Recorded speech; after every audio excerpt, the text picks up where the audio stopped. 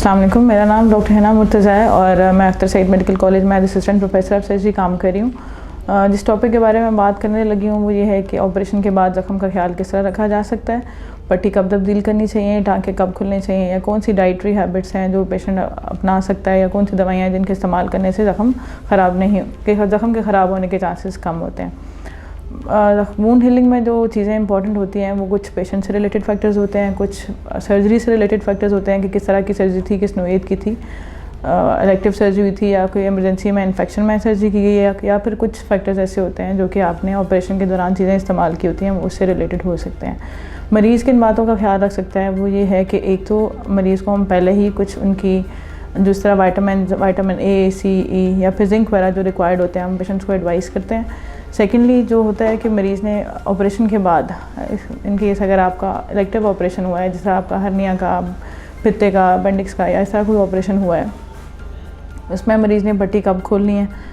मरीज़ को यूजली हम ये एडवाइस करते हैं कि उसने जो रिकमेंडेशंस होती हैं कि आपने 48 से 72 घंटे तक ऑपरेशन से वाली पट्टी नहीं खोलनी है, क्योंकि जो पट्टी ऑपरेशन थिएटर के अंदर होती है वो सबसे ज़्यादा नीट एंड क्लीन होती है।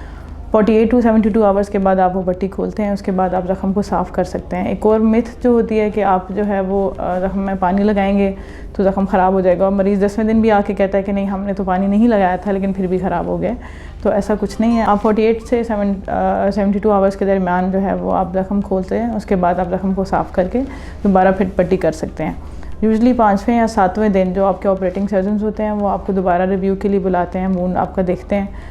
फिर अगला सवाल ये है कि आपके टाँके कब खुलने चाहिए। जिस्म के मुख्तलिफ़ हिस्सों के डेज़ मुख्तलिफ होते हैं, जैसे आप फेस के टाँके 7th डे पे भी ओपन कर सकते हैं,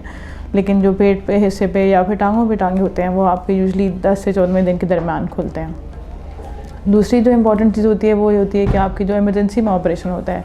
जैसे खुदा न खास्ता अगर आपका कोई ज़ख्म है जो फिर ख़राब हुआ है या किसी जगह पीप पड़ी हुई है, उसके लिए जो कोई सर्जरी होती है उसके लिए आपका जो डॉक्टर होता है, जो सर्जन होता है, जो ऑपरेट करता है, वो आपको एडवाइस करता है कि आपने दिन में 2 दफ़ा पट्टी तब्दील करनी है या फिर आपने दिन में 1 दफ़ा पट्टी तब्दील करनी है, या 2 से 4 दिन में आपने उसकी पट्टी तब्दील करनी है। दूसरा जो आपको एंटीबायोटिक्स जो दी जाती हैं वो उसका आपने रेगुलरली इस्तेमाल करना होता है। सेकेंडली आपके ऊपर कुछ लोकल ऑइंटमेंट्स होते हैं जो कि वूंड के हिसाब से हम आपको देते हैं, वो आपने यूज़ करनी होती हैं। और थर्ड जो आपका ऑपरेटिंग सर्जन जो आपको गाइड करता है, आपने उसके हिसाब से रिव्यू करना होता है। अगर आपने देख रहे हैं कि आप ये सारा कुछ कर रहे हैं, इसके बावजूद आपकी ज़ख्म से किसी भी किस्म का पानी आ रहा है या पीप आ रही है, तो आप फ़ौरन डॉक्टर के पास जाएं, क्योंकि वो इस तरह हो सकता है कि आपके टाँके खोलने की ज़रूरत है या फिर आपकी पट्टी या दवाइयाँ तब्दील करने की ज़रूरत है। तो इस तरह फिर आप अपने ज़ख्म का ख्याल रख सकते हैं। और इस तरह एटलीस्ट इस तरह करने से ये है कि आपके ज़ख्म के ख़राब होने के चांसेस मिनिमम हो जाते हैं।